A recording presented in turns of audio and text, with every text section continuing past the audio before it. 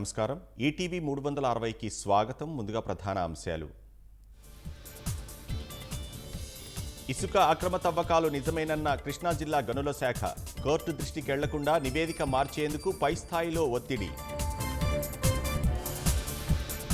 757 కోట్లకు చేరిన జగన్ కుటుంబ సభ్యుల ఆస్తుల విలువ 2019 కన్నా 48% పెరుగుదల.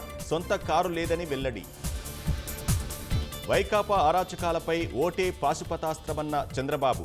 కూటమి సునామీలో కొట్టుకుపోవడం ఖాయమని విశ్వాసం. నెల్లూరికి మళ్లీ వైకాపా నకిలీ మద్యం తెస్తోందన్న ప్రతిపక్షాలు. కాకాణి అనుచరుడి వద్ద భారీ డంప్ స్వాధీనంపై విచారణకు డిమాండ్. నా అంటూనే దళిత గిరిజనుల గొంతు కోసిన జగన్.